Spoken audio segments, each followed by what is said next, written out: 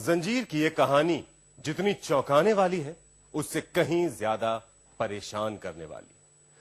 आज ये तमाम लोग अपना दिमागी संतुलन खो चुके हैं, डॉक्टर जवाब दे चुके हैं और घरवाले कंगाली के कगार पर हैं। ऐसे में बड़ा सवाल यह है कि अब इनका अंजाम क्या होगा।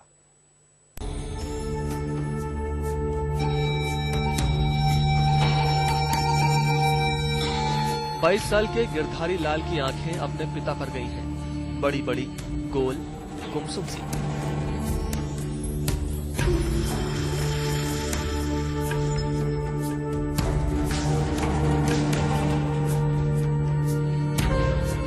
हम जैसे ही हनुमानगढ़ के पास गांव चोहिला माला में मौजूद उसके घर पहुंचे, उसने उत्साह से हमारी ओर देखा,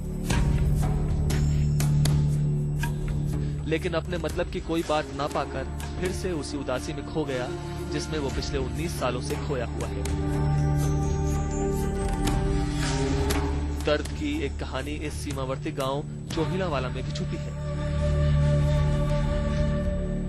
गिरधारी के पिता से जब हमने इलाज के बारे में पूछा तो वो अंदर जाकर पिछले 20 सालों से इकट्ठा की हुई पर्ची उठा लाए और एक एक करके हमें दिखाने लगे।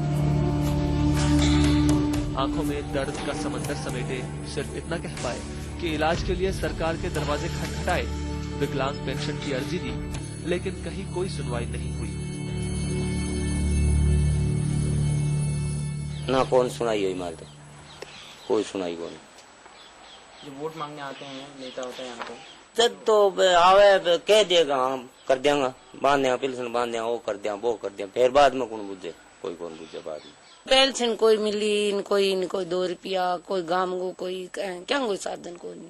ये कोई विधायक ने या सरपंच ने कही हो कहेंगी कोई रोटी को जो घना ही के वहाँ साल का सरपंच ने वोट दिया, साल की एक वोट लिया जब तक दे में तिनखा बंधा दिया, फिर मल कोई गोर कौन करे।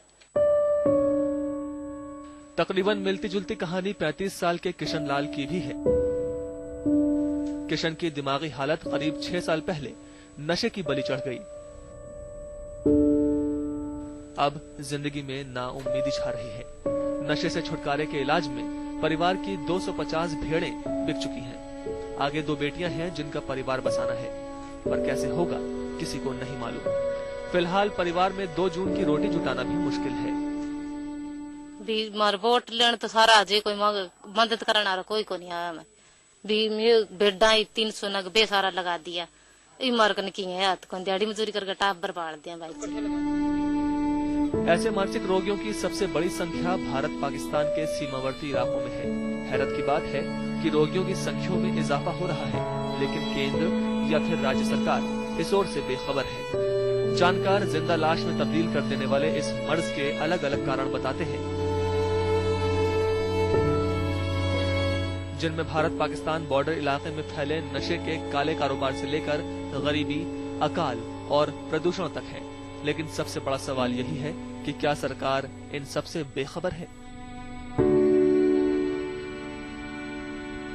किशन लाल, जगजीत सिंह, तरसेम, जितने इनके नाम हैं, इनके मानसिक विकलांगता की उतनी ही सारी वजहें हैं।